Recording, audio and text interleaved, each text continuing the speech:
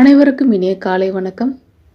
மார்கழி மாதம் 24ஆம் நாள், திருப்பாவை 24ஆம் பாடல்.